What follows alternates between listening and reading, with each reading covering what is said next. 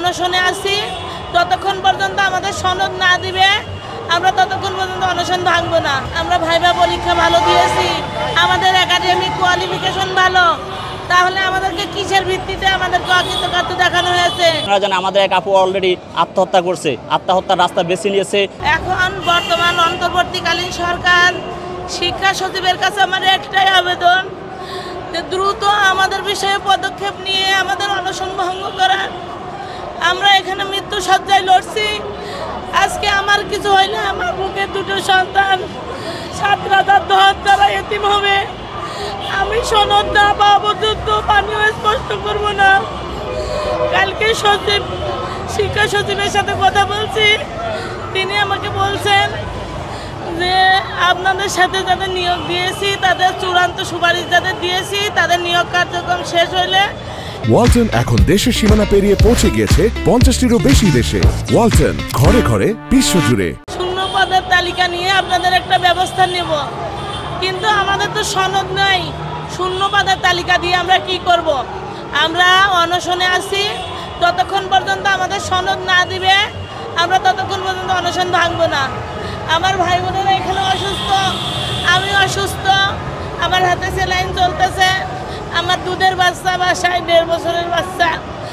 আপনারা কি চান আমরা এই দেশের নাগরিক না? আমাদের কেন সুদৃষ্টি আমাদের উপরে পড়ে না? আমরা কেন 3 মাস ধরে রাস্তায়? আমাদের উপরে যদি আমাদের কনফিডেন্ট না থাকতো আমরা রাস্তায় থাকতাম না। আমরা ভাইবা পরীক্ষা ভালো দিয়েছি, আমাদের একাডেমিক কোয়ালিফিকেশন ভালো, তাহলে আমাদেরকে কিসের ভিত্তিতে আমাদেরকে অকৃতকার্য দেখানো হয়েছে? যে ভাইবা পরীক্ষার কোনো অ্যাডমিট কার্ড থাকে না, যার নাম্বার কোনো সার্টিফিকেটে যুক্ত হয় না, তার কোনো ভিত্তি আছে? যাদেরকে সনদ প্রদান করা হয়েছে তাদের তো ভাইবার কোনো মার্ক দেওয়া হয় নাই, তাহলে আমাদেরকে কিসের ভিত্তিতে অকৃতকার্য দেখানো হয়েছে? দেশের জনগণের কাছে আমার একটাই দাবি, আমাদেরকে সনদ প্রদান করে আমাদের অনশন ভাঙার চেষ্টা করুন।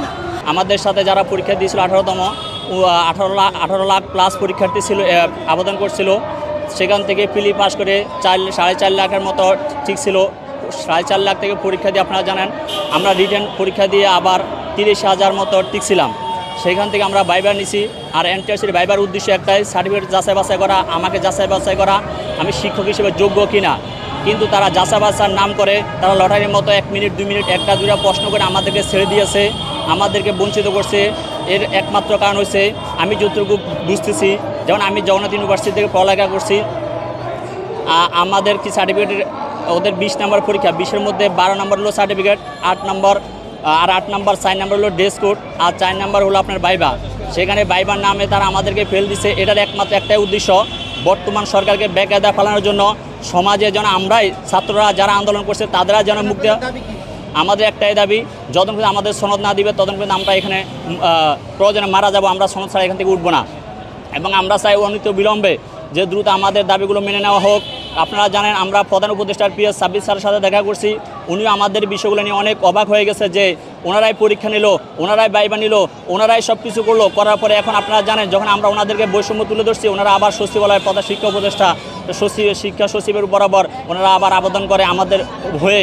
অথচ দেখা যায় ওনারা ইচ্ছা করলে আমাদেরকে দিতে পারে, সেখানে আমাদেরকে না দিয়ে আমাদেরকে আপনারা জানেন আজকে দীর্ঘ 3 মাস ধরে আমরা এভাবে রাস্তায় ঘুরতেছি, এভাবে প্রেস ক্লাবের পাশে আমরা না খেয়ে না দিয়ে আপনারা জানেন আমাদের এক আপু অলরেডি আত্মহত্যা করছে, আত্মহত্যার রাস্তা বেছে নিয়েছে।